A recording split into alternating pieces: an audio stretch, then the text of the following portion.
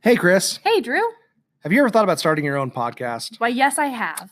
When we were trying to get this podcast off the ground, we had a lot of questions. Like, how do I record an episode? How do I get my show into all the apps people like to listen to? How do we make money podcasting? The answer to every one of these questions is really simple. Anchor. Anchor is a one-stop shop for recording, hosting, and distributing your podcast. And best of all, it's 100% free and ridiculously easy to use. And now, Anchor can match you with great sponsors who want to advertise on your podcast. That means you can get paid to podcast right away. In fact, that's what I'm doing right now just by reading this ad. Right now? Right now. Right now. Right now. Right now? That means if you want to get a podcast going and make money doing it, go to anchor.fm/start. Join me and Chris and the diverse community of podcasters already using Anchor. That's anchor.fm/start. We can't wait to hear your podcast.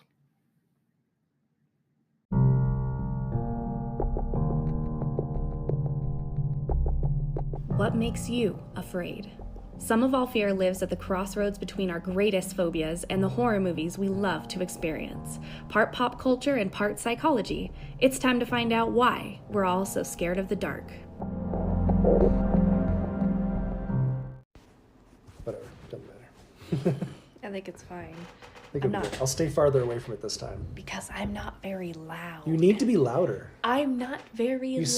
You say that you listen to our feedback, and a lot of the feedback has been that I am too damn loud and you're too damn quiet. So and is the rent too damn high? And the rent is too damn high. Too damn high. We're back. Hi, everybody. Howdy, weirdos. Hi. Can you believe we're already on episode number 5? Man, we are halfway there and living on a prayer. Yeah, and I'm not sure, but I'm pretty sure this makes us podcasting experts now. No, I think so. I'm pretty sure like 5 episodes is the that's the point where you become an expert at this. No. Are you sure? Yeah. Right, I'm pretty sure. No, we need to get better at this. We need to get better at this. We need to do like 105 of these. But once again, anyone who has checked us out, we're super happy you've been listening. Thank you. We just hit 100 downloads like a week ago. Yay. And we're already almost at 200. That's crazy. So we've jumped up a lot, which is cool. No one has been like, these dickheads suck. I mean, it's coming. Don't worry. Don't worry your pretty little head. Like, we are on social media and we're putting ourselves out there. We're gonna get blasted soon. I'm waiting for it. I'm feeling very vulnerable to being blasted. I don't even want to start. There's enough things that are going to be sexual innuendos in this episode. This episode is ripe. That we this we episode could just, is so ripe. We had all the boring holes last episode. Let's we don't need to get into it yet.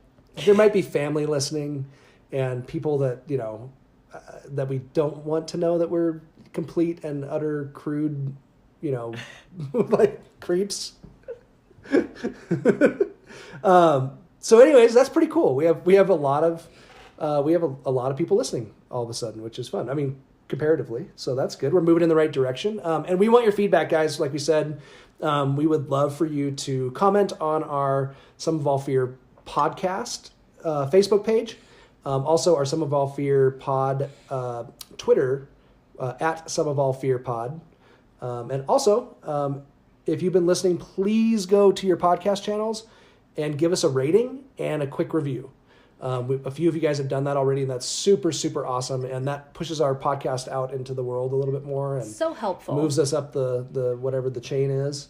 But I'm glad we're back. I'm excited. I'm not nearly as depressed. No, this episode was wildly fun to prepare for. Yeah, a lot better. I've recovered a bit from the Fear of Pain episode. Have you recovered yet? I have recovered, I think. I'm ready to be beyond it, and I'm fully immersed in the world of chickens. Fully immersed in the world of chickens. Fully immersed in the world of chickens. Which we are going to be up to our neck in chickens. Up to our chicken necks in chicken. And I have a confession to make about the last episode too. I think I might have been a tad bit drunk by the end. No. Yeah, a little bit. What? By the end of the episode. No. And I'm pretty sure that I was rambling quite a bit. No. And I also am pretty certain that some of my philosophical conclusions were not very logically sound. What? On martyrs. No. So what are you going to do? What are you going to do? It's my favorite voice ever. What's that? Big Mouth? Yeah. Big Mouth is hilarious. I love that show. Nick Kroll is fantastic. It's the kind of almost retired hormone monster that one of the kids gets stuck with. Yeah, it's fantastic. And the other hormone monster sounds like what? Oh, what was it? I can't remember. You. What did I do? Was it like this? Yes. It's like, hey man, hey, put that thing away, bud. Don't whip that out right here. So one of them was like that, and then one of them was just kind of like, whatever. What are you gonna do? I make her do that voice all the time, especially in bed. She smells good. Better hand. So the booze got me through last episode. Now the coffee is gonna get you through this one. I have some booze and coffee this time, so I'm trying to do the old. I guess it's kind of like a speedball. I don't know. It's coffee and whiskey. You called it a poor man's Four Loko. A poor man's Four Loko. Sounds about right.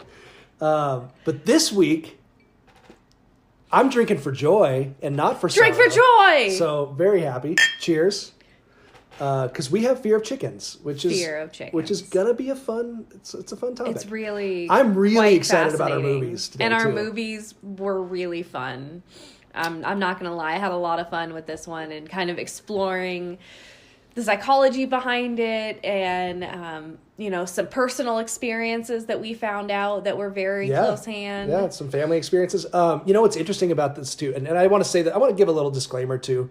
We're gonna poke some fun at phobias and some of this stuff off and on. If you really suffer from this phobia, we are in no way disparaging the fear that you go through when you are dealing with this phobia. But some of these are definitely more lighthearted than for us, talking about them than others. So right. And as he talks about that, I sent him a video clip from an old episode of Maury where a woman with the fear of chickens came on to Maury, and all Maury did was just inundate her with pictures and sounds of chickens, and she was visibly shaking. Horrible. It was horrible. And just Maury Povich is a dick. I'm going to say that right now. I'm going to put my foot down and say that Maury Povich is a dick. Watching that episode was terrible. Yeah, so we are in no way, making light of someone's true struggles. We do encourage you to seek professional help. We are in no way trying to be professionals on this show. We're just really trying to explore all sides of things. And this one tends to be a little bit easier on us, at least, than pain was. So maybe it's because pain was so intense. I don't know. I don't want to discount anybody. I think we're going to make history today, too. Why? By the way, I want to reiterate this again. Maury Povich is a dick. Maury Povich. I don't want to let this slide at all because you need to go to YouTube and check out Maury Povich, Fear of Chickens. Just put that in the old YouTube and check it out because he is like just watching this girl suffer and they're just torturing her. And you can visibly see all the signs of her anxiety and her panic and her overwhelm. And it doesn't even matter what he's showing her on the screen. To me, it just matters her reaction. Like if someone has that kind of a reaction, don't do that. That is intense. That needs to be. Don't be a dick, Maury. That needs to be really. We know processed. she got paid. We know she got paid. I'm sure to be on the show, but. That needs to I don't think she had any idea what she was going to experience. No. I'm pretty sure they hid that they were going to inundate her with frickin' chickens. That needs to be cool. done in a very safe manner, not in the way that he did it. So yeah, Maury Povich is a dick. That's all I want. That's all I want. I just want you guys to walk not away. A therapist. Yeah, with that axiom. Maury Povich is a dick. And I will post. I don't know if he has a Twitter page, but I will at Maury Povich. Dick move Maury. Yeah, dick move Maury. Big time. So back to the history we're going to make today. We're making history right here on this podcast because I guarantee you this has never been done. Oh. Somebody's going to find something on the internet somewhere where it's been done somewhere. But we are going to break down a Troma movie, a Troma entertainment movie, and a Disney movie. What? Back to back. No one does that. No one does that. No one does. Some of All Fear podcast does that. Yes, we do. I am not shitting you, folks. We did that. This might be. I think this is history happening today. That we're gonna do Troma and Disney. Thanks for being a part of it. We're covering the full gamut of the spectrum of movies. So no one here can appreciate the joy that is glistening out of Drew's eyes except for me. Oh, so excited. He's so pumped right now. With good reason. Yeah. How was your week? Did you have anything special going on this week? Not a dang thing. No? Just working, trying get ready for our trip? Get ready. I have a room full of clothes I need to pare down, and eventually I'll wear maybe 3 of those. Yeah, we're going. Pieces. As we mentioned, we're going to New Orleans, Woo! which we're excited about next week. So that'll be cool. I'm really excited about that. I'm very excited. I'm very sad about leaving Atlas. Oh, we have a dog. Our dog Atlas gets to get left with a very nice man that's gonna take very good care of her. Yeah. He runs a private boarding company, so I'm very appreciative. She'll be in good hands, but. It makes me miss them. I know the boys are in good hands because they're with Mom. They'll be with Mom, and they'll be good. So the boys will be good. What about you? Anything interesting this week? I watched some movies, did some work. I watched finally watched Annihilation, which got a lot of buzz, and I got to be honest, it was good, but a lot of people had it in their like top 10 horror lists, and it's not on yours. I don't know. I think maybe I had gotten too much of the hype. You know how that happens, and then you're kind of like, it kind of kills it for you. It was a high, it was a big budget movie, and it just sometimes those just don't fall. They don't pan out. I watched The Nun, which was pretty creepy, but as far as that franchise, that Conjuring Annabelle franchise goes, it was all right. But Pie Wacket, I saw last week, loved it, really good. Yeah, black magic stuff and very like witchy. Was there a lot of screaming demony stuff? There was some.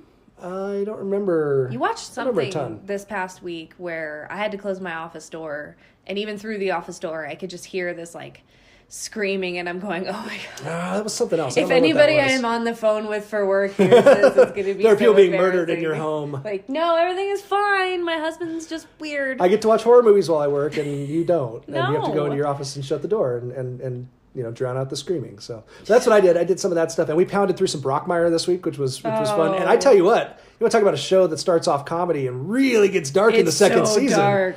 Whew. You want to deal some I hope it comes shit. back up in the 3rd season because I'm feeling real low after that. It was getting low, getting real low. So, but that was it. Is it time to play America's favorite game show? Is it? Now it's time for the only phobia-based trivia game known to man.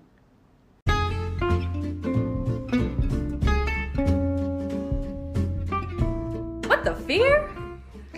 You say it now. What the fear? There you go. Okay, you have to say it like that. That's right, folks. It's time again for What the Fear. Yeah. You know something I noticed after writing this week's What the Fear? That I will be humiliated further every time that you find a new phobia? I get so much joy in that, yes. But no, that What the Fear is WTF? What the fear? Damn. Question mark, exclamation point. I see t-shirts. Oh, t-shirts, bumper stickers, in socks, hats, underwear, WT fear. As a marketing professional, I'm very sad that I had not pointed that out yet. So I'm very proud of you for seeing that. And there is limitless marketing potential there, as well as pictures of me under your foot, maybe under your boot. Or a heel. Under your heel. Yeah, very dominatrix-like. As you humiliate me further in this game show that you have maybe like rubbing your face in a book of phobias. Yeah. Oh yeah, there you go. What a dick. That would be so much fun. I like it. All right, let's get this shit over with. Okay, let's do this. Okay, ready? I am ready. A taxophobia. A taxophobia. Spell it for me. ATAXO phobia. A taxophobia. A taxophobia.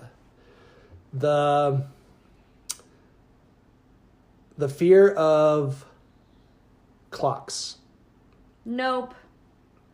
One more try? No. No. Okay. Nope. That was it. That was my guess. Okay. I'm not gonna get any better than that one. You will only go down from that. It's not anything having to do with taxidermy, is it? No. No. No, that would be too obvious. Mm-hmm. No, it's the fear. No, I've noticed they don't do anything obvious with no, these. it's Most not of these. obvious. It's very... Stupid freaking Greek words and phobias. One of these days I'm going to put an obvious one in there and it's totally going to psych you out. I'm going to have so much joy in that too, but... Be one that we've already covered on the show and I'll still get it wrong. All right, what is it? What's a taxophobia? The fear of disorder or untidiness. Now, this takes it up a notch from obsessive compulsive disorder, where it becomes very specific fears of untidiness. And for instance, David Beckham of $1 Million Foot fame $1 Million Foot? Has this extreme version of this obsessive compulsive phobia. He rearranges soda cans compulsively in the fridge. He hides brochures in hotel rooms because he has to see a certain level of tidiness, or else he becomes uncomfortable. So if there's brochures like on the table, like for you to look at and observe, he has to be completely cleared off. It has to be I bet you he has somebody. I bet you he has specifications. somebody come in and do all that before he gets there. If it drives him that crazy, because he's all rich and shit. He also coordinates his closet by color very meticulously. So really, it goes beyond just normal OCD as a clinician, behavior. I would have to really assess him myself to know if it's more obsessive compulsive or now this kind of like a fear of things being untidy. But it's pretty interesting in the article that I read. That there might be a distinction between those two. Yeah. So I'm gonna have to look more into that. All right, 0 for 1. Okay, 0 for 1. 0 for 1 yet again. 0 for 1 again. This one is super hard. Okay. I might mess this one up so bad. Oh, the actual pronunciation of it? Yeah. Okay, are you ready? Yeah. Okay. Katsaridophobia. Katsaridophobia. Katsaridophobia. Katsaridophobia. That. I may be butchering this pronunciation. It's Katsarida phobia. Katsaridophobia. Katsaridophobia. Diphobia. Katsaridophobia? Or katsaridophobia? Wow. Or katsaridophobia? Katsaridophobia. Maybe I put the wrong emphasis on the wrong syllable. That happens a lot with these phobias, I think. I'm going to say the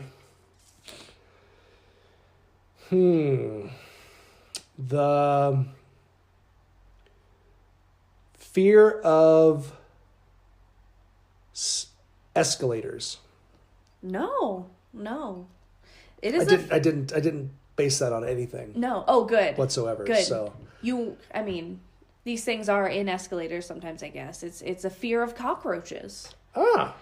And yeah, right. Well, I mean, cockroaches are pretty freaking creepy. They're gnarly. And when we go to Louisiana, you guys are going to see the gnarest. The biggest of all of the cockroaches? Yeah, I bet a cockroach and a nutria rat will battle at some point while we're in. Is that a rodent Louisiana. of unusual size? Yes, it is an R. Is that an ROUS? ROUS. Nutria-rats are ROUSs. Oh. I don't believe they exist. Okay, yeah. We're going to go to Girard Park and I'll show you some things that can't be unseen.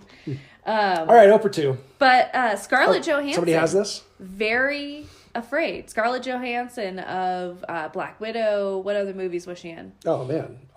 The one with Bill Murray. The Ghost World. That's one of my favorites. That's going way back when she was when she was younger. Ghost World, yeah. She was with Thora Birch. That was a funny movie with Steve. With Steve Buscemi. She woke up one day to one on her face and has been scared to death ever since. I think I would be probably pretty scared to death of it myself. Me too. I wouldn't disagree with her. Would not be a fan. Okay. 0 for again. 0 for 3. I'm not. You even, love. I'm sorry. This. 0 for 2. What's the third one? You love this goose egg, or is it a chicken egg? That's not even funny. Take it, soak it in. Bark, bark. Bark, bark. Bark, bark. Bark.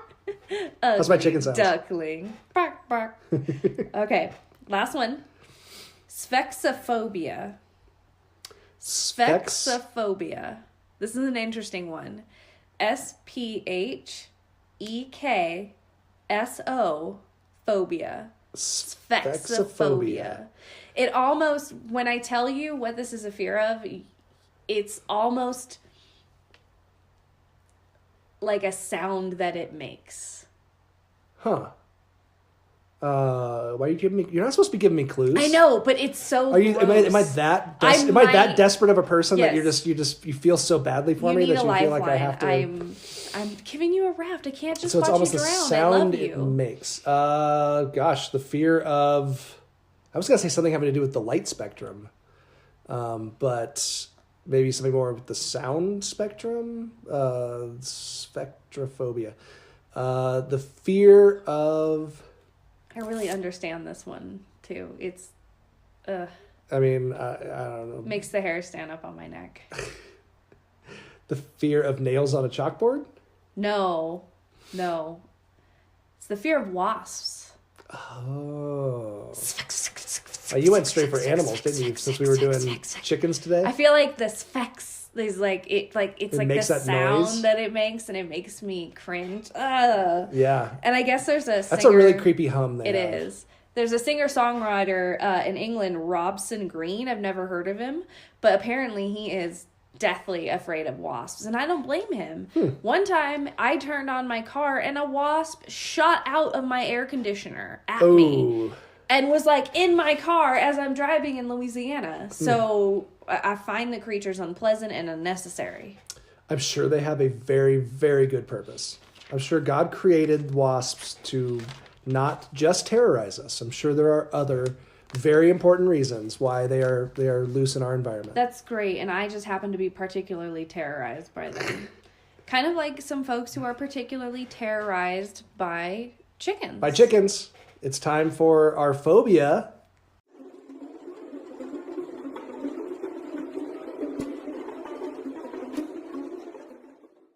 Alektorophobia. Alektorophobia. Electrophobia. It comes from the Greek elekteros, which means cock. Oh, he's been waiting for that all day, y'all. Or rooster. I suppose you could say rooster. It means rooster. One of the definitions, though, I saw actually did say that it did say cock first, and then said rooster.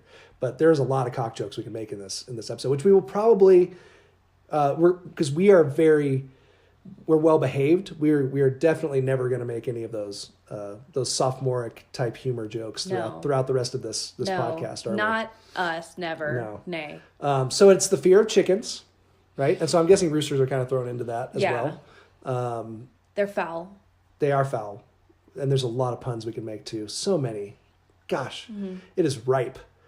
Ripe for puns. I can't even think of any right now. There's some excellent ones. We said that one last time.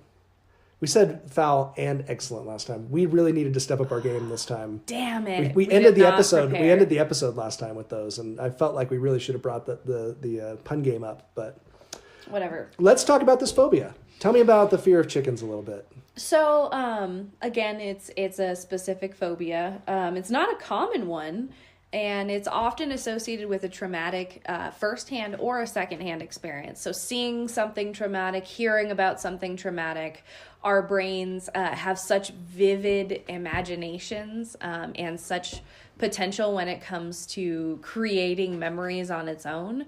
That this fear can kind of come about without ever having a real interaction with a chicken that's negative.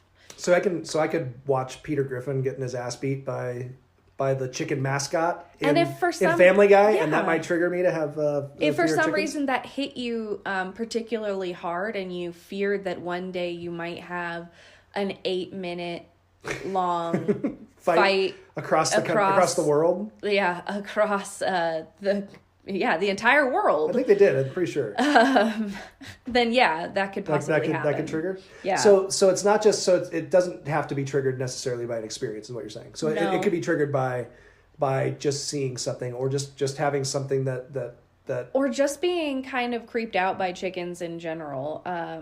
It's generally kind of targeted more towards live chickens, although I will tell you, I experience a little bit of this with chicken meat. Oh yeah, you're not like a fan. Raw That's got to be a different phobia, though, right? It is. It's a different phobia. It's more of a not a germ, but a bacteria phobia because Well, I'm afraid of getting sick from it. It's pretty nasty. And also the texture is really weird. And somebody in college one time when I was sweating really hard said that my white legs look like defrosting chicken breasts, and I kind of got scarred from that a little bit because people really are mean. People are mean. That's not very nice. I have to cut up all the chicken in the family. You do. I don't like it. It's raw chicken weird. is my I have to deal with it. I'm not a big fan either. I think it's pretty nasty, but I think most people. I don't think most people are like laying chicken breasts on their face. No, like people do with cucumbers. For beauty. I hope not. Oh, that gives me the stomach turnsies. Yeah, I'm pretty sure that icky taco feeling, like, ugh. Yeah, pretty gross. So in other words, as far as the phobia goes, they could be triggered by a number of different things. Right. So the why of why this phobia comes about is not as important as how the mind creates the fear behind it. Right? So a lot of the fear behind chickens is that they are going to attack. Now, that's not entirely unfounded. Chickens are flock creatures. They have an established pecking hierarchy. Chickens are giant assholes. They're kind of assholes. Yeah, they're assholes. They feel empathy for other members of their flock, which means they are likely also to feel the opposite of empathy, which is apathy, right? Wait, so if they're feeling empathy and they just see their flock start disappearing one right after another, do you think that triggers triggering something? I feel like it's not unfounded that somebody might think where'd my buddy go? Where'd my brother go? These guys might notice that their flock is going missing and then attribute that to someone around them and then corner them and attack them and poke their eyes and do some things that are not pleasant. So let's break it down a little bit too. I mean, chickens have their beaks are very powerful, and very sharp.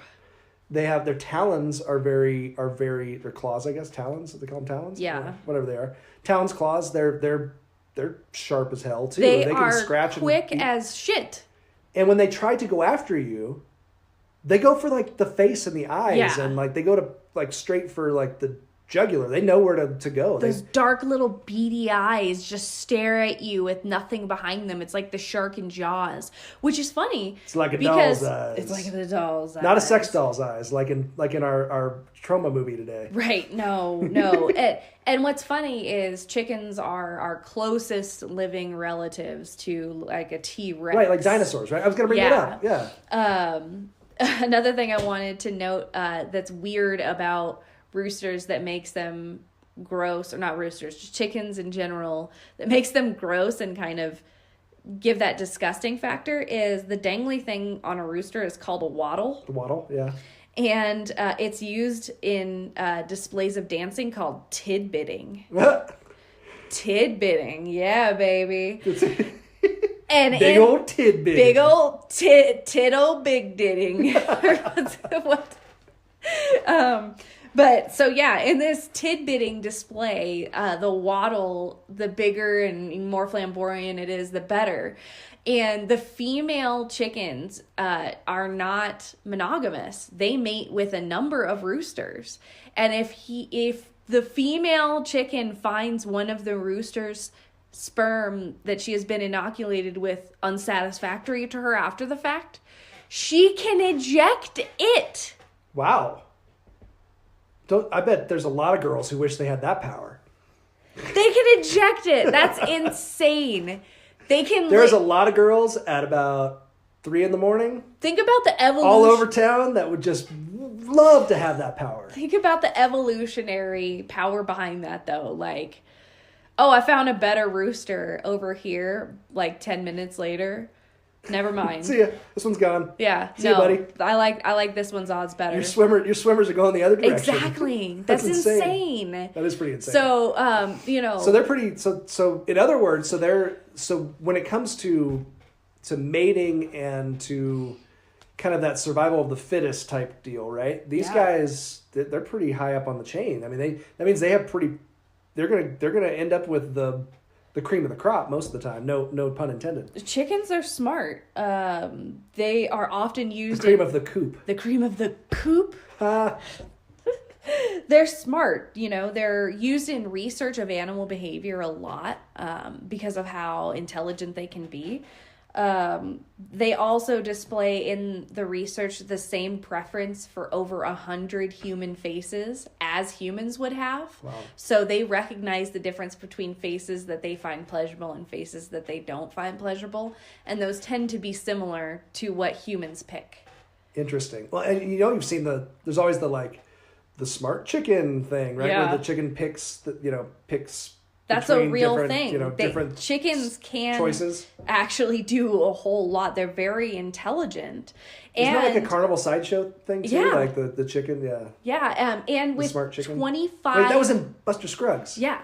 Right? Ballad of Buster Scruggs. Yep. They were doing that chicken thing. That was a great movie. With 25 billion chickens on Earth at any given time. That's gross. That's 3-1 against humans. So I don't find this fear that the chickens could be plotting a massive uprising entirely... Wait, did you say 25 billion? Billion. Wow. At any given time, there's over 25 billion chickens on the planet. I am, you know, we're going to be digging into this Poultrygeist Troma movie here in a bit. That makes me very afraid. Something else that I am staying afraid. I am staying very Something afraid. else that should make you afraid is that chickens are omnivores, which means they eat meat and vegetables yeah. or whatever. You know, greens.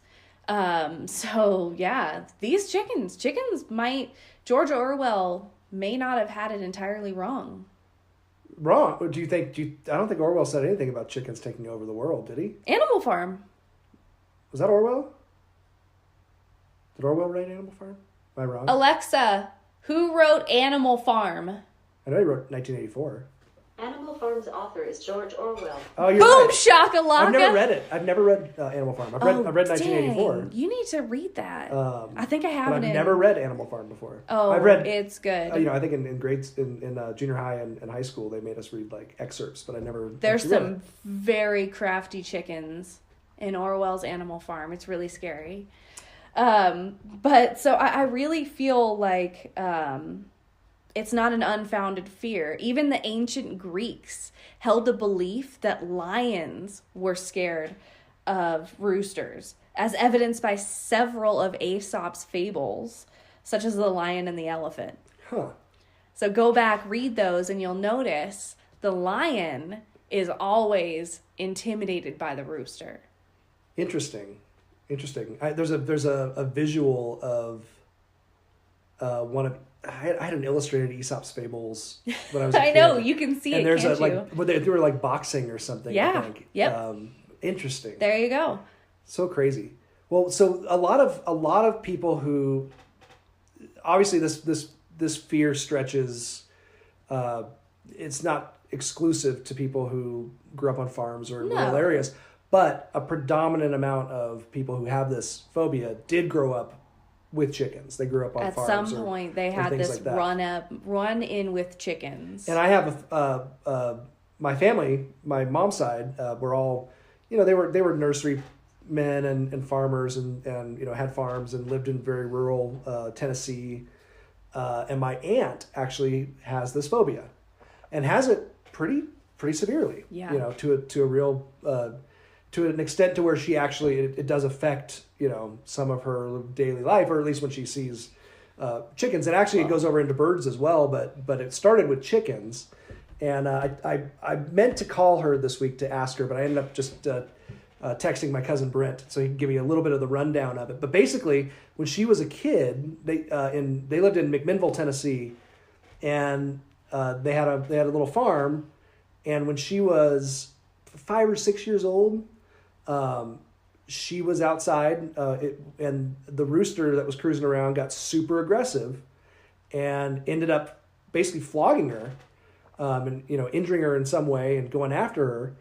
And my granddad heard her screaming, and ran out and actually grabbed the rooster and just wrung its neck right there, which is, that's traumatic in itself. That's probably something that stuck with her. I'm sure that was a pretty intense experience. It's like the lambs. Yeah. I still hear the lambs screaming, Clarice. Hello, Clarice. Hello, Clarice. So he realized what was happening, wrung its neck, and then took it inside and like had Grandma basically cook it up. You're not going to waste it, right? So, and apparently they didn't, Grandma and my aunt didn't eat it. No more chickens. And then after that, Granddad didn't like chicken after that. Whenever Grandma would fix chicken, he was like not a fan, which I thought was really interesting. And after that, since that time, she's not a big fan of she's fine with birds like out in nature, but if there's like she was my cousin was saying that he had a parakeet in a cage or something in an old apartment when he was younger. And when they would come to visit, she wouldn't go in the room with the parakeet that was in the cage. So she did not like birds in enclosed spaces. And I guess when she went and saw The Birds, the Alfred Hitchcock movie, The Birds, it seriously traumatized her. Oh, it scarred her. Considers it like the scariest movie she's ever seen. Oh. So she legitimately, like when she sees chickens, or roosters, has a major, major, major reaction to it. Full on anxiety and panic attack mode. But what's really funny about that too is, I guess when my mom was younger, my mom's the younger sister, her sister used to call her Little Piggy. So mean and piss her off. And so now as older adults, my mom sends her chicken stuff every year for Christmas. And she sends my mom pig stuff every year. Like the gaudiest This is stuff the back too. end. Yeah, it's terrible. It's like the craftiest, like the stuff. Yeah. Like I think my aunt has it's the thrift store stuff. She has no, it's not thrift store. No, this is like some of this stuff's expensive. No, it's the stuff that you will see at the thrift store eventually. Eventually, yeah. That's what I'm saying. I swear, I think she sent my aunt like a 2-foot tall rooster one time. That's just like this big old ceramic rooster. And so her house is all full of chickens. And that's pretty neat. Now, which is pretty funny. So apparently the image of them doesn't frighten her enough to not keep them in the house. No, so it's not that intense of a fear. But if she's in the room with a live one, she's going to be very uncomfortable, and a lot of stuff's going to go on through her head. And, big time. And I would love to know what specifically goes on in her mind when she's in the room, with them. What is it that she's thinking that causes these fear reactions to happen?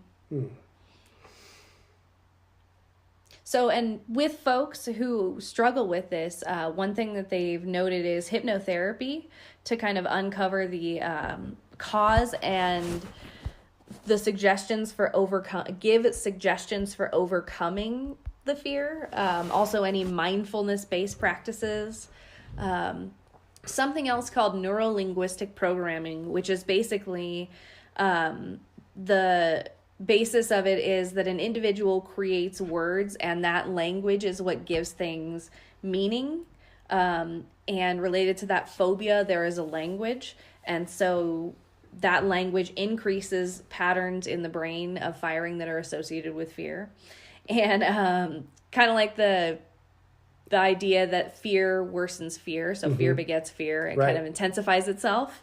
Like we saw that poor girl on Maury Povich. Yes. Just getting continuous. It just escalated. They started out by like talking about chickens and she was getting nervous, right? And then they started showing chickens up on the like screens and like are making fun of her basically. It's really sad. And she's getting more and more and more like you can just see her anxiety exploding. And then they start just piping in chicken noises over the loudspeaker. I'm like, what the hell's going on here? Gradually and with her consent and, with this her was knowledge. Not immersion therapy. And practices this where was, she can... let's make her get as freaked out as possible. And given her practices where she can ground herself somewhere, in the moment where she can keep herself safe. That's how you truly work through these things, not... never accept a Maury invite. I feel is the lesson. Is Maury even around anymore? Is he still a show? I don't know. Doesn't somebody always see him in New York? That was on How I Met Your Mother. Yeah, they always see him everywhere in New York. Yeah, he was like that was the one that they were like everybody sees Maury Povich. Everybody. Yeah. Because Maury Povich is a dick. If we've learned anything about this phobia, Okay, we've learned a couple of things. We've learned chickens are assholes. Chickens are assholes. And Maury Povich is a dick. Yeah. Would you say that's a pretty good summary? Agreed, yeah. Summarized well. Succinct. Is there anything else we need to know about this chicken phobia? Just other than I'm really upset at myself that I didn't know that Orwell wrote Animal Farm. I feel so proud right now. I feel very I'm gonna buy you a inadequate. copy and put it on your bedside. I should read it. It's one of those books that's really always been good. like, oh, I need to read that. I need to reread it in my adult mind and not in. I must have been 12 when I read it, but yeah, it was one of those that they definitely required in like junior high. But I think when I read it, it was like one of those books that had just like a couple chapters or a chapter or two. And I remember reading just small parts of it. I never read the actual whole book. So, well, just some fun facts. Actress Shannon Elizabeth of American Pie sexiness fame. The American Pie masturbation scene. Yes, and German filmmaker Werner Herzog suffer from really bad electrophobia. But Werner Herzog actually uses chickens and roosters as a theme in a lot of his movies. Interesting. Have you seen any of his movies? I think I'm sure I have. Absolutely. I'm sure I have. I have not. I had to look them up and I still don't remember them. But I'm sure they're great. And they have chickens in them. What about Jim Harbaugh? Jim Harbaugh is a big one too. Where's he at now? Michigan State or coaching Michigan or one of those college football teams? I don't know. But he is like so crazy about chickens that he doesn't even want his players to eat chicken. What if he got invited to the Chick-fil-A Bowl? Oh, shoot. It would be over, man. He would just have to decline. What if his team wanted to get sponsored by KFC? I think it would be a big problem. Apparently, he is really neurotic about it. Apparently, like he's super neurotic. Neurotic in general, though. Yeah, for sure. So I was looking up Werner Herzog because I was trying to figure out what movies I'd seen that he had done. He just did that Grizzly Man movie recently. Yes, the one where the guy died. Mm-hmm. Yeah, where the guy was like, "Hey, I'm part of this bear family now," and then he gets eaten. No. He gets eaten by the bears. That was a metaphor. He gets all eaten by the bears. He doesn't. It was a metaphor. They were not part of his family. In fact, he was part of their diet. I would love to see what the chicken was in that one. Like, was there a chicken involved? I don't know if there's a chicken in that one. He's done a lot of movies. I mean, he's done a lot of films. But yeah, that was supposedly a central, or not a central theme, but a theme that was kind of woven in intentionally by Werner. Well, speaking of movies, I have a couple of movies that I think are pretty good for this whole chicken theme we got going on. I think you did so well. We only did 2 this time because last time we covered too much. We did. And honestly, there's not a lot of movies centered on chickens. No. Outside of the animated realm. So we are going to talk about a Troma film. Woohoo! A Troma entertainment film from such classics as The Toxic Avenger. Yep. And Tromeo and Juliet. A fan favorite. They're wonderful little films, really family friendly. Oh. Yeah, I mean, bring your kids. The first minute of the film, a dead guy's finger went up some teenager's butt. Yeah. And then he kept it for at least a college semester? He felt like it was a very special memento from his girlfriend, but it wasn't. It was from a zombie. Weird. That's weird as hell. It's weird. Yeah, Troma movies are a little strange, but they're fun. So our honorable mention for today is Poultrygeist, Night of the Chicken Dead. You're sitting at home and your stomach is bubbling. No food in the fridge and your hunger is growing.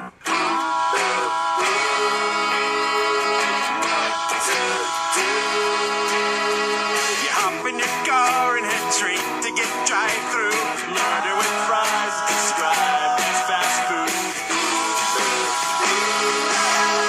You better run, 'cause it's a Poultrygeist. Love keeps killing, it's a Poultrygeist. Lots of killing, you'll be eaten alive by zombie chicken tonight. We're all gonna die.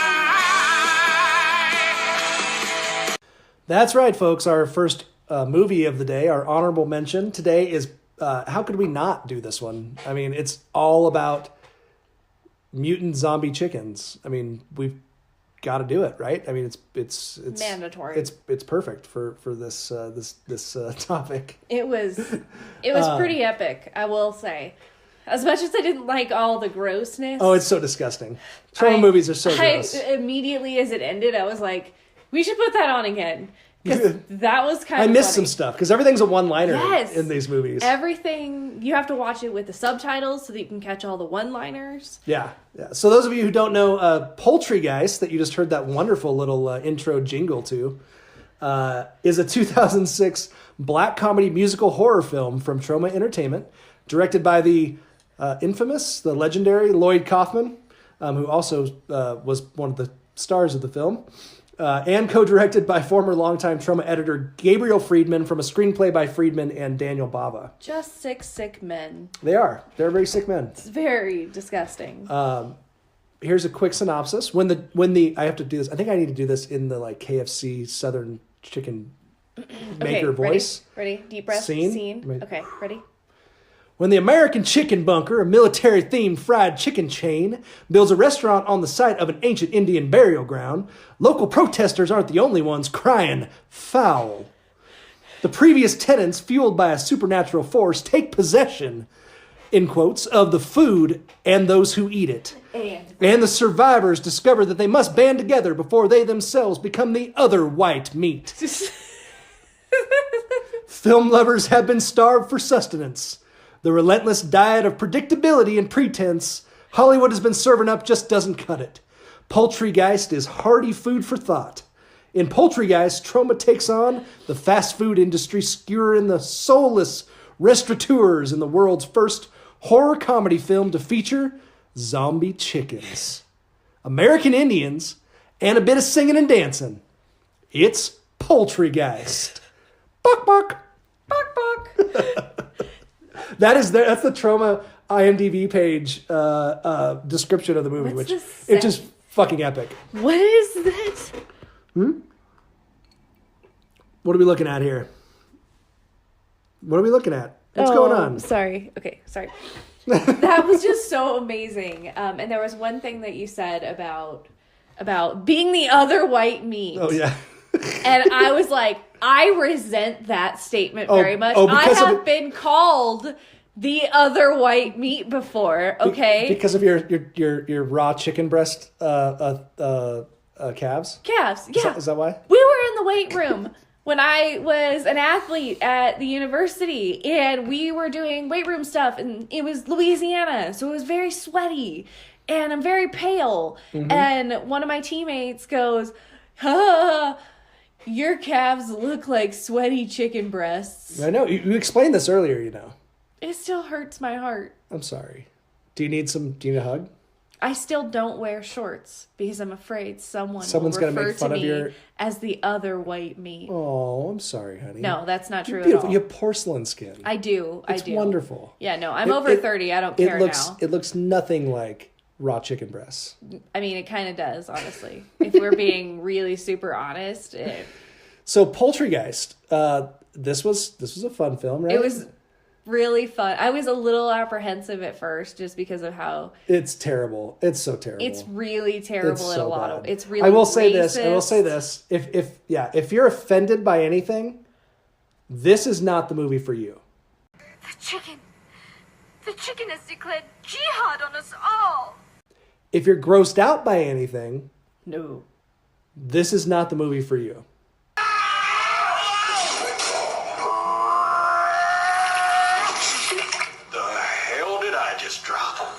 No. However, if you just want to see every conceivable line crossed, no, you don't. It crosses every line. It does. It crosses every line, and the insanely over the top practical effects. It crosses every line and then fucks it. Honestly, yeah, it does. Yeah, it just right in the mouth. Cross every line and then fuck it. Fuck it in the raw everywhere. Chicken mouth, which was the worst part of the whole movie for me. That actually did happen. There was actual sex occurring between a person and a raw chicken, which seems to awaken in you some sort of very, very.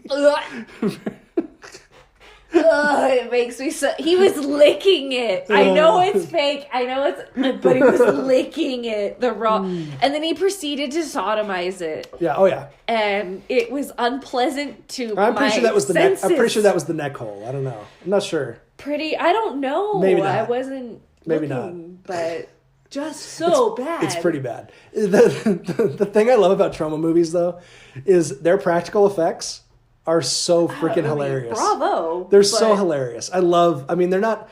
I wouldn't go so far as to say they're good. I can appreciate the art behind trying to figure out those scenes. No, you said not the art. It's the shart. The shart. Yeah. Troma movies are not art. They are shart. Trying to figure out the shart behind everything. So let me give you a quick rundown here. So we got this fast food chain. I'm crying. That's got they're basically like the KFC type fast food chain, and they're built on top of this ancient burial ground, and we've got this kid that starts working there because he had sex on the ancient burial ground and got ancient burial ground finger up his burial ground booty hole. True. And then his lady friend broke up with him, and then and later she turned they into reunited. and she turned into a lesbian, and Yeah. she became a lesbian in college apparently. Because that's what happens in college. Yeah, that's what they say. By the way, if you want to literally go through, you could check mark. I wish Joe Bob Briggs would do Poultrygeist. Joe Bob, please because his list, do a list for Poultrygeist. just the list of like what types of foo and boobs and types of chicken zombie food. chicken zombie. I mean, just sodomy. It'd be insane. It'd be amazing. Broomstick So sodomy. Joe Bob, please cover Poultrygeist at some point. And that would also mean that I think Shudder needs to have a Troma section on their site because I think we all need that. Hashtag to Shudder. Ultimately, if you want them though, to have a Tromo portion. Troma portion. So the basics of it are the chicken gets possessed by the ancient alien eggs. and also contaminated, so that when the people come and they start eating the chicken, the pussy pimple bursting chicken that they look at and they go, and he calls them flavor pods. He calls them flavor pods. This is not chicken you should have been eating. I mean, they all turn into these mutant chicken zombie creatures that are pretty kind of badass. I kind of want to be one for Halloween, to be honest. They're really awesome.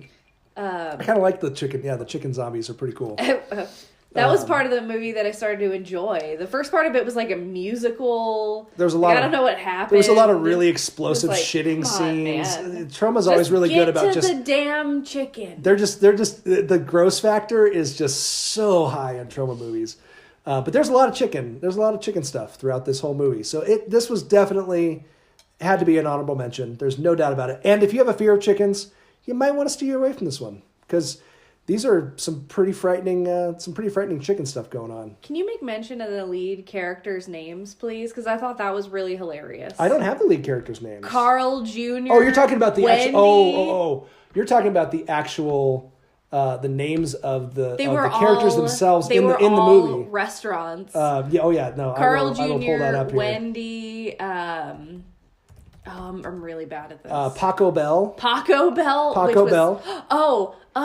Wendy. Hummus. Denny. It's for Denny's. Hummus. Oh, Hamas. And she corrected them as hummus because this is Troma, man. They are literally going to whatever your race, religion, sexual orientation, it doesn't matter. Troma is going to not only offend you, but then reverse the car and run back over you. I believe in my definition. Yeah. Troma crosses the line and then comes back and fucks it. Yeah, it's pretty. And then shits on it probably. Yes, there's a lot of shitting and vomit. Really there's a lot of vomiting. There's so much fluids. I'm really I'm not an emetophobe. We're not. I wouldn't say we're endorsing this movie, but It was really quite fitting in terms of being afraid of chickens. It was kind of a fun It's a chicken invasion.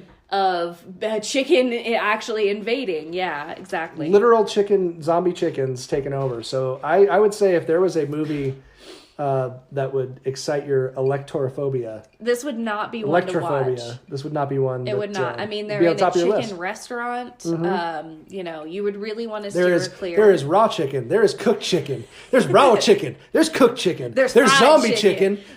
There's chicken fucking. There's chicken. There's twice fucked. There's chicken licking. Twice baked. There's chicken licking. Twice cheesed. There's finger licking.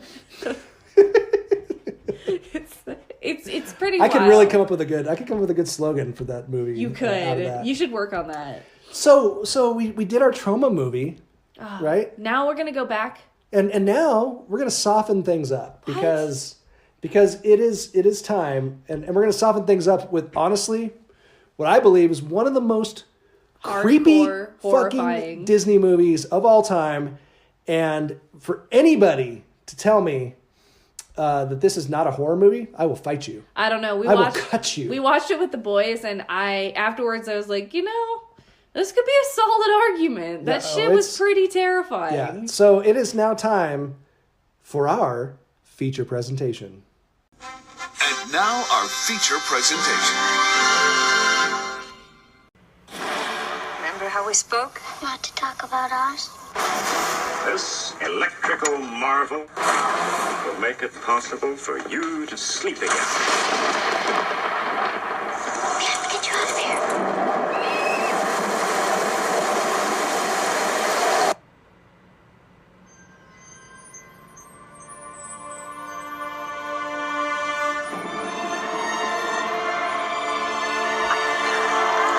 Delina?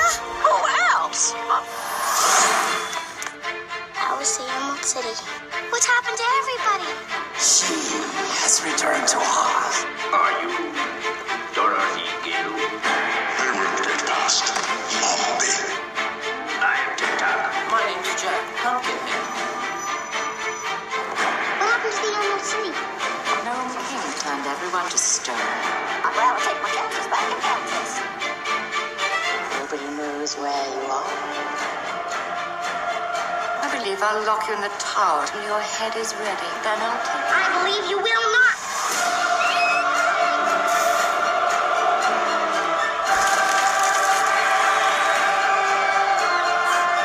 We are here with our army. She's more powerful than I thought.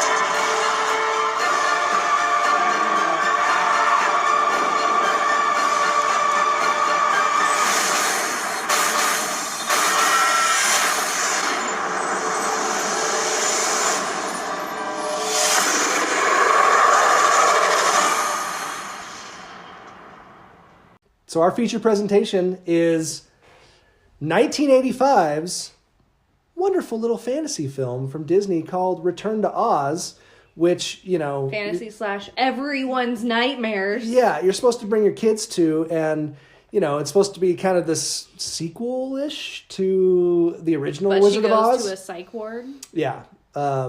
It's called a fantasy film. They say, oh, it's fantasy. I'm sorry, this is horror. It's fantasy horror. It's horror fantasy, whatever you want to call it, but it's a freaking horror movie. And this movie is the pure definition. And maybe it's just because I was born in 1981 and this movie was literally one of the first movies I remember seeing when I was about 5 years old. This is the definition of kinder trauma, okay? And you've maybe not heard that term before, but it's just a fun word to explain the movies that you saw as a kid that scared the living shit out of you. Yeah. Labyrinth. Yeah. Labyrinth was yours? Yeah. That's a good Labyrinth. one, too. That's another one that's very similar. It's fantasy, right? It's But that scary. one's even more fantasy. This one's straight up horror. It scared me, but it oddly turned me on. Like, I had the weirdest crush on David Bowie in that, too. And his codpiece? Yeah, it was weird. Because massive I was so codpiece? young, and I remember it and just being like, I'm scared. What's happening? What's I don't under his know. spandex? I don't understand. So, I don't know. Maybe I had a young fear boner. I don't know. So David Bowie just like attracted that fear boner. I don't for you? know. I like it. Let's not go into that psychology. That sounds scary. We'll save that for another episode. Oh, man. For the fear of goblins. That's probably a thing. But this movie, right? Okay, if you haven't seen Return to Oz, first of all, I don't care what age you are, go track down this film and watch it. It is a really, really, really good movie. I have always had a soft spot in my heart for it, probably because of when I watched it, but it's a great film. It really is. It keeps you interested. It's way better. I mean, it's way better than, I wouldn't say it's way better than the original. That's a really weird thing to say, but because they're so different. They are. But it's much closer to L. Frank Baum's books, which anybody who's read, Lewis Carroll or Roald Dahl, dark as hell. A lot of those children's, quote unquote, children's authors, especially turn of the century and whatever, very dark. They had a lot of dark stuff involved. And granted, look at where the world was. There was a lot of stuff going on, but they are very dark and have some very dark and twisted things mixed into them. And Hollywood always sanitizes those things out. And Disney especially sanitizes a lot of those things out. But I'm telling you, they didn't for this one. Disney went double barrel shotgun right to the fucking temples, to the temples with this one. Because Return to Oz is, and honestly, like, it's a miracle that it even got made, because it went through the history behind it. It went through like two changing of the guards at Disney, and they kept working on it, and they kept working on it. It was expensive, and they kept, putting it off. And finally, Disney, I think whoever took over at Disney was like, yeah, this is way too dark. I don't like it. This isn't Disney. This isn't good. We need to, I think they were going to stop production or something. And then George Lucas actually was a friend of the director. Director, by the way, was Walter Murch. And Lucas was a friend of the director, and he came in and basically told Disney, like, hey, this has got my stamp of approval. If anything goes wrong, I will step in and direct the rest of it. Dang. And so they gave it the green light. Wow. And it did terribly in the box office. Well, obviously. So bad. It's terrifying. It did, I think it only did like $11 million or something in the box office. It was really bad. Because it wasn't, everybody wanted this sequel to Judy Garland. They wanted Judy Garland, right? But instead they got Fairuza Balk, who is, in my opinion, is amazing. I love her. I fell in love with her when I watched the movie then, and then fell in love with her more later on in The Craft, and even more in Waterboy, when she's talking about her she's talking about her she her showed me boobies. boobies, and I like them too. Mm-hmm. She was also in American History X, which was another really great performance. Oh man, talk about a scarring movie. So Fairuza Balk as Dorothy was amazing, and she took so much shit for not being Judy Garland in Return to Oz, but that was not the character she played, and she played, honestly, gave an incredible performance in the movie. I thought she was really, really so good. And then you have this guy Nicole Williamson, who was a very well, what do you call it? Kind of an actor's actor, mm-hmm. right? He was a Shakespearean guy over in London, did London theater, and was very well regarded. Although everything I've read about him was that he was kind of an asshole and one of those very cocky. An actor. So an actor.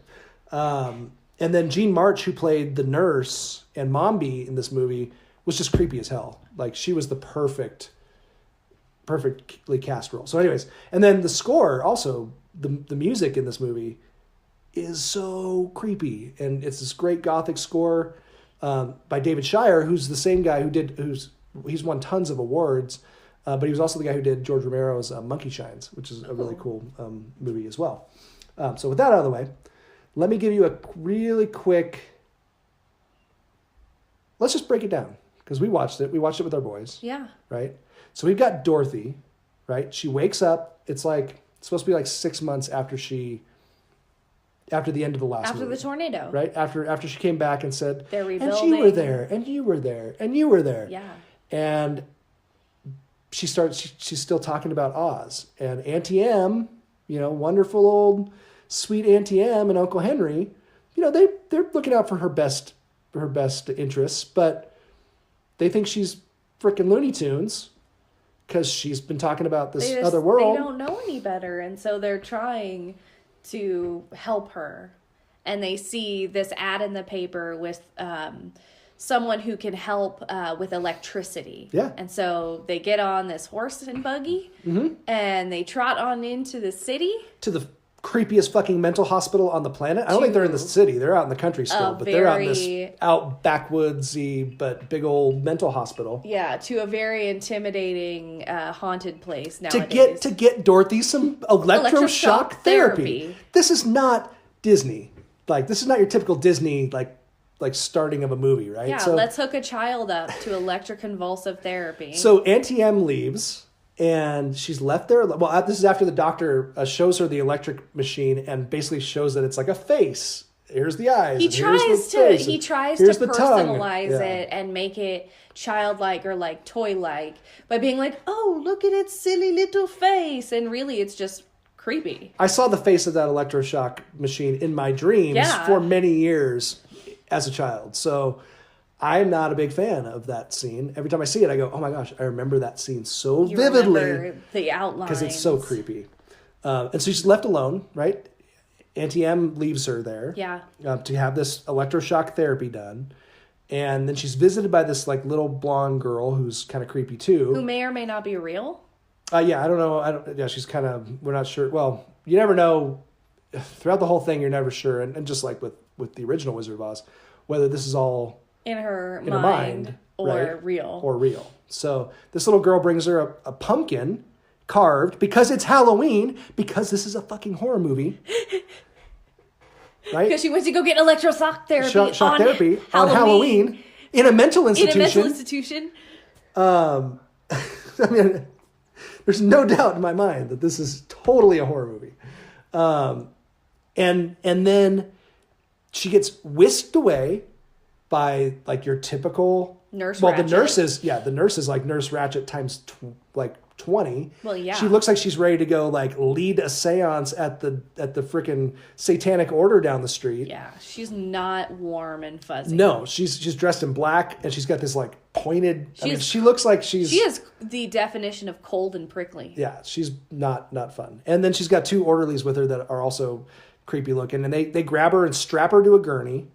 And she's like, why do I have to be strapped down? And they're like, oh, just so you won't wiggle or something like that. And they take her into the room to get her therapy done and start getting the things on her head and all that stuff. And then the power goes out. And while the power's out and they're rushing around, you hear wailing, right? Wailing. Cries. When the power goes out. And that little girl that she had met who came in and gave her the pumpkin comes in and goes, we got to get you out of here. This is going to basically destroy you. This treatment is not good. Everybody who's basically been fried is in the basement. So we've got a bunch of people living in the basement who are fried from the electroshock therapy. Whose brains have been, destroyed by obviously far too much electroshock therapy than is proven to be therapeutically effective.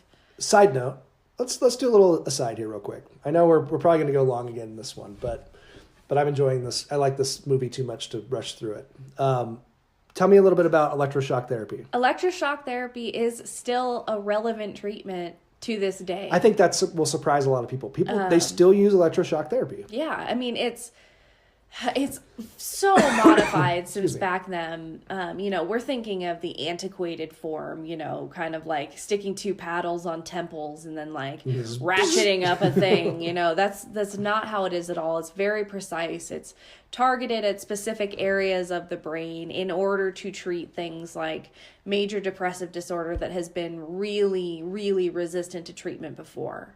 And it has been found effective. I mean, the brain is a mix of chemicals and hormones and electricity. Electrical impulses. So it makes sense that doing that at the right frequency or in the right area would have an impact on the brain's ability to produce more neurotransmitters or, whatever. But it is still a relevant treatment. But not the brain frying that Dorothy was about to experience, apparently. So the power goes out, and this little girl comes and gets Dorothy, unstraps her, and they take off. And they start running through, running outside. and they come to a river, and this satanic nurse is chasing after them in her black and her minions frock, and so they end up jumping in the river during the storm, and it's all crazy. She climbs into a crate to get away. The little girl, the blonde girl, disappears. Dorothy is left in this little crate, and then floats away, then falls asleep on the crate. Whatever, yeah. And then wakes up, and she's in Oz, right? Yep.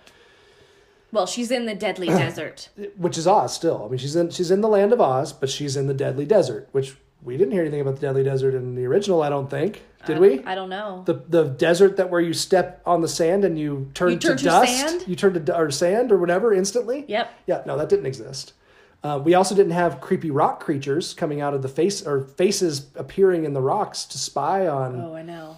On Dorothy, which happens immediately. Who also made it through with Dorothy? Oh, right. So then, instead of Toto. So to get back to so to bring this around to our point, chickens are a big part of this whole story. Bigger than I ever realized. Yes, chicken is the chicken, Belina, who was Dorothy's chicken the heroine. Dorothy's chicken on the farm, ends up with her in Oz, and so she's got this chicken, right? And this who can now talk. Yeah, Belina's talking. They're chatting it up. She's quite a pleasant young British woman. Yeah, I'm sure we'll play a little Belina clip in here somewhere. Yes. But the first thing that the rocks do, right? Or whatever this guy that's in charge of Oz now, right? This Gnome King. Who is now ruling Oz, in this post-apocalyptic Oz. He sends out his little minions, and they can go into like different rocks and see what's going on throughout the whole kingdom, right? So they see Dorothy land, and then he goes back and reports back, and he goes, he basically goes. Well, so here's the clip. Your Majesty, she has returned to Oz. Good. Keep an eye on him. What's the matter? What is it? She has a chicken with her. Chicken? So we realize right away that like chickens are a big no-no in Oz. They're kryptonite. He does not like chickens. They Gnome are King banned. Is a big. He has Alektorophobia. Chickens are banned, and that is made known as soon as right away she meets anyone in this post-apocalyptic Oz. Yeah. So she ends up getting she ends up going and seeing the old house that she crushed the witch, and then finding the Yellow Brick Road and going all the way to the Emerald City. And the Emerald City looks like basically Chernobyl. Wasteland. It is frightening. Headless statue. I mean, all the buildings are busted. It's post-apocalyptic as fuck. It is. This Disney movie is like the nightmares of all nightmares. And we see some familiar faces too that are frozen in stone. Yeah, we got the Tin Man and the Lion. They're all frozen in stone. And then she sees these girls all holding hands, and they're all missing their heads. These statues, and they're all turned to statues. All these people are turned to statues. This is a very ominous movie. It's very ominous already. And there's no sign of life anywhere. No. Until you start hearing like rollerblades. some wheels, rollerblades. Which they weren't rollerblades. They were big old wheels. Modified rollerblades. They come across these basically these freaks, these post-apocalyptic. Hold on, I had it written down here. So then they run into these psychotic mutant roller freaks. Which the wheelers is what they call them. They have wheels on all four appendages, and they skate everywhere like that, and they have these helmets with faces on the front. And the wheelers are basically Oz's version of some screwed up like Road Warriors gang. You have to come out sooner or later, and when you do, we'll tear you into little pieces and throw you in the deadly desert. I haven't done anything to you. Isn't that a stolen lunch pail in your hand? Isn't that a chicken in there with you? I mean, come on. will tear you into pieces and throw you into the desert. They're the flying monkeys. But They're the flying monkeys, but like, fucking, like, so much creepier. Did you notice, though, that the Wheelers, 2 of them were the attendants that was with the nurse? But do you know what the Wheelers look like? The gurney that she got wheeled out on. Oh, the creaky wheels. Uh-huh. Oh, man, that's good. I like that. Those that's are a really good personification of the gurney that strapped her down and wheeled her. That creaky sound as they're going down the hallway. So again, we're left with that. Is Dorothy just Looney Tunes and having these? That's not a real term. That's she has no. Is that really, not a proper mental health term? No, what's going on is really did the lights not go out really, and she's having this delusion as a part of the electroconvulsive therapy. Right. Is she having that electroshock therapy going on? Yeah. And so is this what we're seeing instead of the lights going out and this other thing? Is this how it played out in her mind to her as she's receiving this treatment? Or did it really happen? Yeah. Yeah, there's so many things. I mean, but honestly, that's the same way that the original was, too, right? I mean, the original was. They did a really good job with it. Did the same thing, right? It was all, the characters were all people from her family and all that kind of stuff. But this one takes it to a whole different level. And these Wheelers also are the chicken. They're like, is that a chicken with you? Like, this is a problem. Yeah, that's not allowed. The chickens, again, come up. So these Wheelers are working for this chick who is not cool. She's the nurse, but now she's like this princess. Yes, well, she was the madness. nurse. Yeah, she was the nurse in the mental facility. But now in Oz, she is Princess Mombi. Mombi is her name, and she is the one who rules. She's the Wicked Witch. She's basically the Wicked Witch, but she has to answer, and she has to answer to the Gnome King because he's the ultimate boss, right?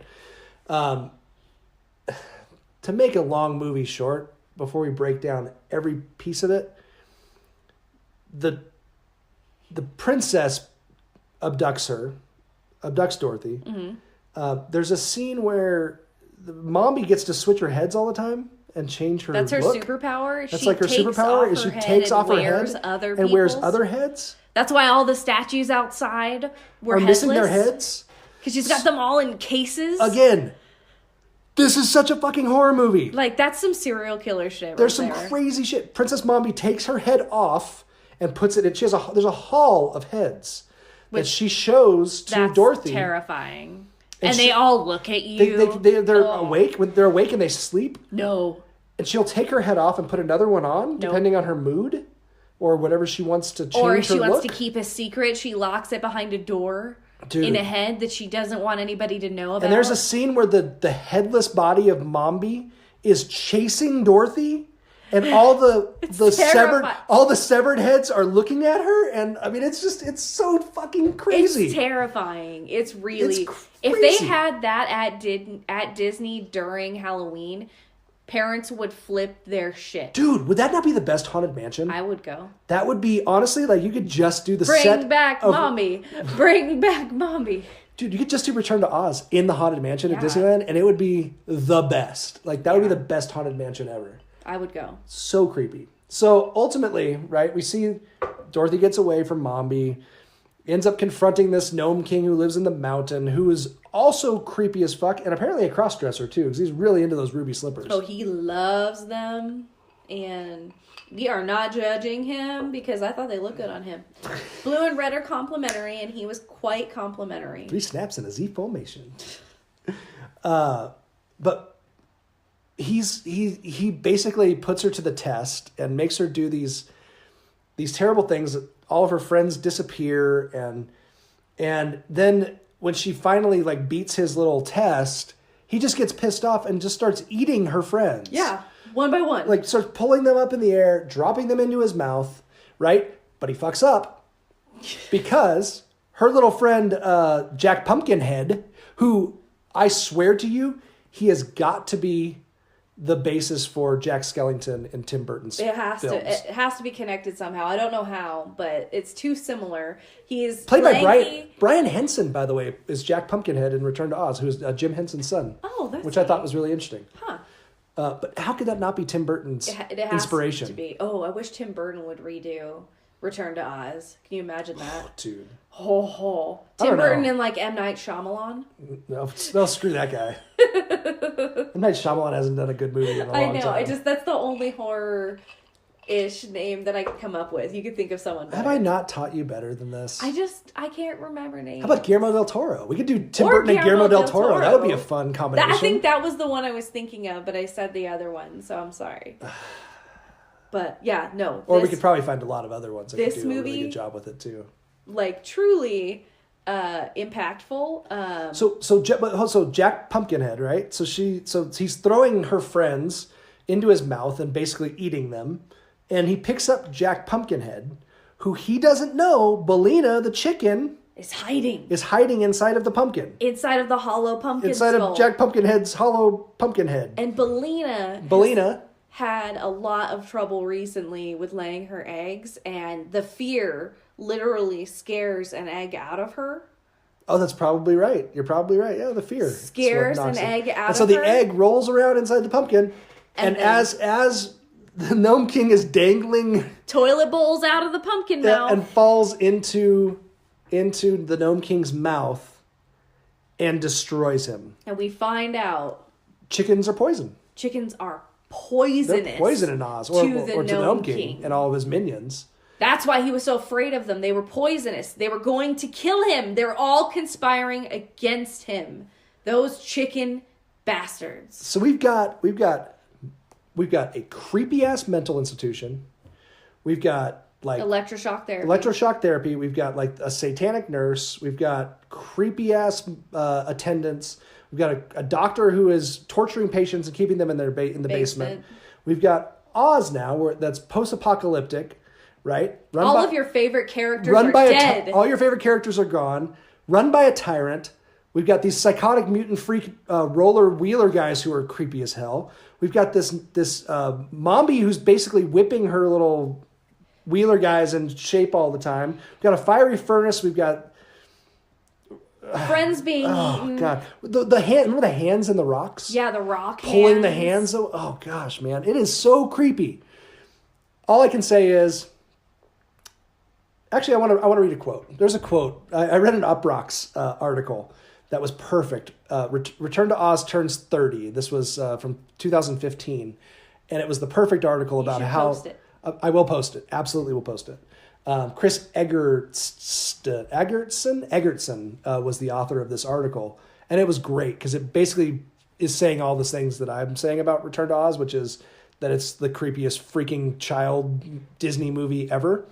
And it says, the Wicked Witch of the West from the original movie may have been frightening for very young kids, but she was nothing compared to the devilish, head-swapping Princess Mombi, the sadistic, baritone-voiced Gnome King, and God help us, the Cackling Wheelers, a group of fluorescent roller derby mutants who served as nightmare fodder for an entire generation of children. I resent that. Yeah, the roller derby thing really threw you off, didn't it?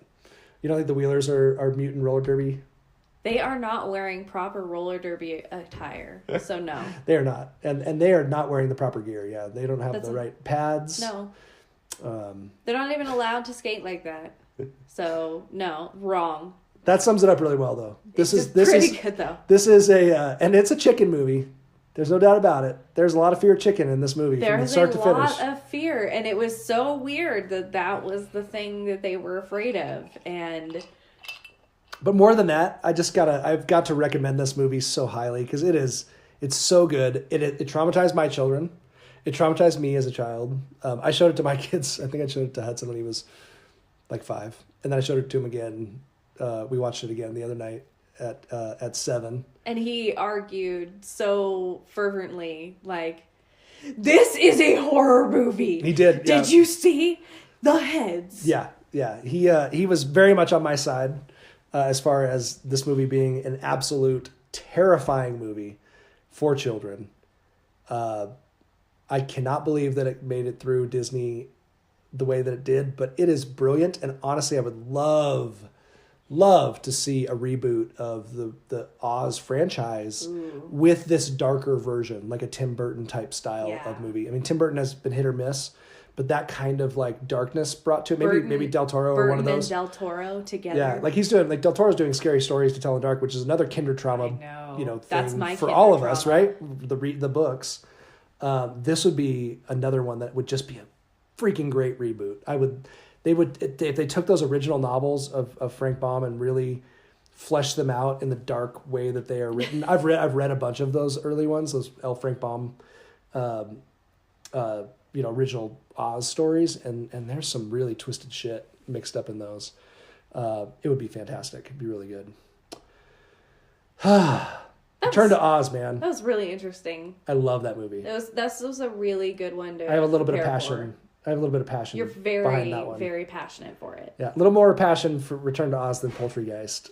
I was more passionate for Poultrygeist. What? It was just fun. Come on. I like Thanksgiving. Thanksgiving's another good one. Yeah, that's another foul movie. Yeah, I get into the foul play. Heading to New Orleans next week. Yay! So this week, or heading to New Orleans this week, because this will come out on Tuesday. So we're leaving tomorrow, actually. And we'll be on for a week. So we were talking about skipping a week of podcasts.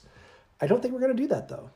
I don't know. I haven't decided yet completely, and I don't think we've decided.